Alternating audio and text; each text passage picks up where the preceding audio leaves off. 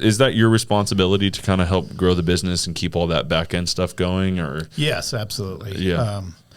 It's the part that's interesting to me. I went into college thinking I was going to be a mathematician or an engineer or something like that. I came out of high school in AP calculus, and that's pretty much where I hit the wall, and that was all I could do. And I didn't even get that far, so it's all good. Yeah, well, when I went to exactly, but it's fascinating. Cake. Go. Yeah, back to cake. Yeah. But I've always liked numbers, and I took a business management class in college, not thinking that I would ever use it. I just had to fill a requirement, and my mom a while back was digging through my old letters, and she was, "Oh, it's so funny. You said you never wanted to. The only thing you realized from taking the business management class is you didn't want to be a manager."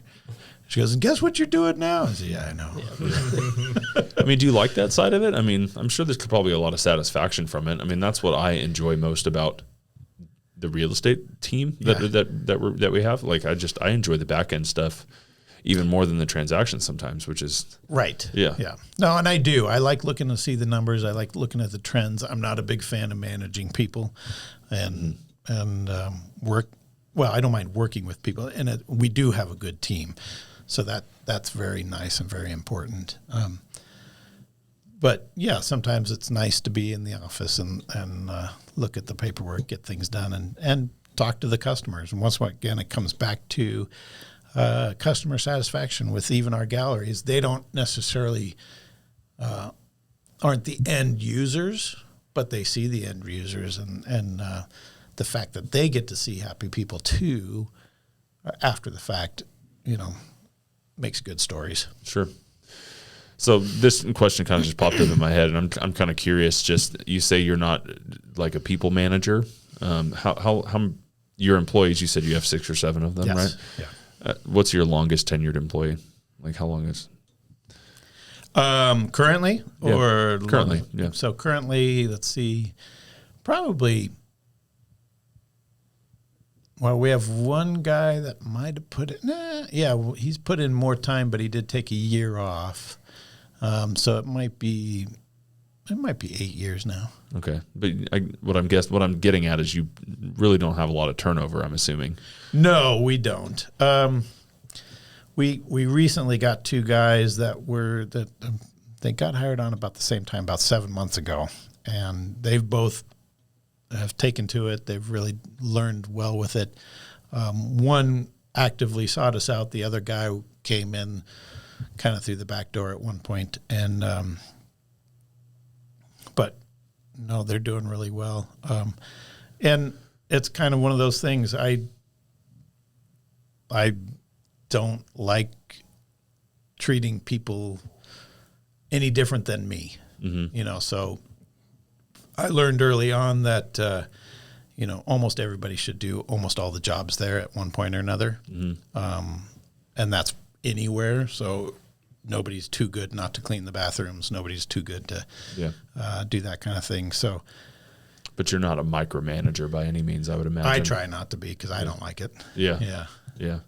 And just you can kind of pick up on your leadership style a little bit, with what you said. You're going to do the work that the other people are going to do, and so no, that's cool. Unfortunately, sometimes that ends up being that you end up doing a lot of work. I try to think that I'm not going to ask them to do anything that I wouldn't do either. Right. I so think that's the mind frame for sure. Right. That's correct. Okay. It's quite the opposite, like you said. I think you probably end up doing more of the work. Yeah. Because you're not going to ask us to do it, and you'll just do all of it. Yeah. I don't know. You guys do a lot. So I'm like, look at this cool post I just made. He's like, hold on. We're going to fix that. We're going to fix that. Can't do that. We were just doing that before you got here, Lee, actually. No. I try not to micromanage. I try to let them do their thing. But yeah, I'm also stupid OCD with like how things look. There's that too. Yeah. Yep. So.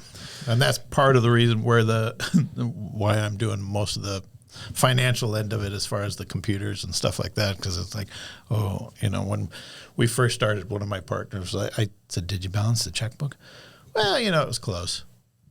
Just What's close mean? No. I can't do that. close. Yeah. Who would you say does the majority of that out of you and your brother, Lawton?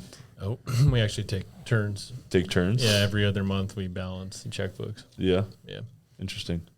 Do you find that one of you gets more enjoyment out of it than the other? Or? In different ways. My brother's definitely more, he likes that type of thing. He's more analytical, likes the numbers.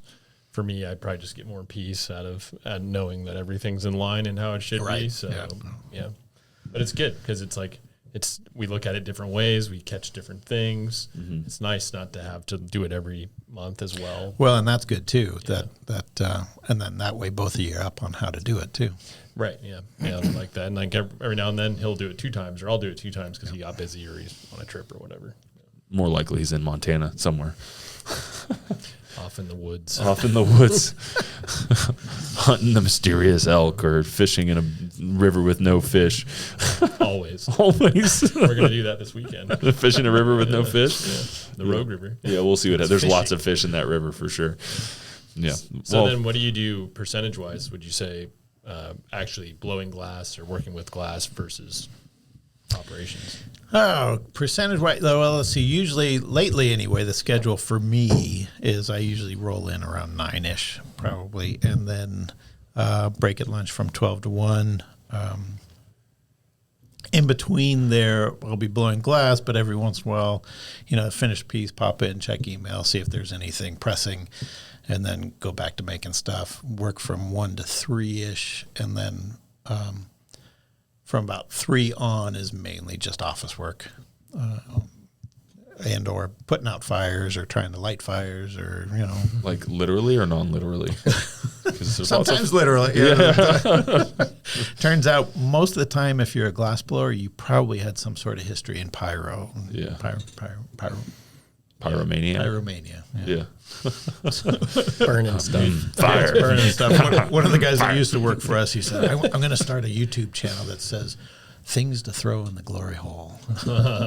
Which It's the fire hole. You asked about saying balls, but you didn't ask about talking about a glory hole, yes, Lee. exactly. So we'll just leave that right there. No. Danny? My videographer. Anyway, that's one of the things to dump in a glory hole. Go for it, Lee. Just go ahead and dig that hole. One of the equipments that we use is actually called a glory hole. But, it's funny when you have people that come in and you're explaining things, and because just like that, you won't even necessarily think about it anymore. Yeah, and then you can just see it cross over somebody's face. Oh yeah, you know what that is, don't you? and then if they say anything, you'd be like, exactly. "You're the one who went there." Hey, that's what this thing's called. And then if there's other people around, they're like, "What? Yeah. How did you turn that around on me?" You did it too. That was easy. You just flipped that right around. Yeah. You did that with experience. That was not new. So got him. There's a lot of innuendos for glass blowing. Yeah, I'm certain there are. There's innuendos for everything. So there's lots in insurance and real estate too. So how often do you have to take a turn on the fan? The fire. Don't you have one of those big? Oh, a big bellows? Yeah, no, not so much. Usually only if the electricity goes out. Do you actually have one? No, we don't. Sorry. Usually if the electricity goes out. You said you did it old school. That's right. Yeah. Except for a few things. Except for a few things, yeah.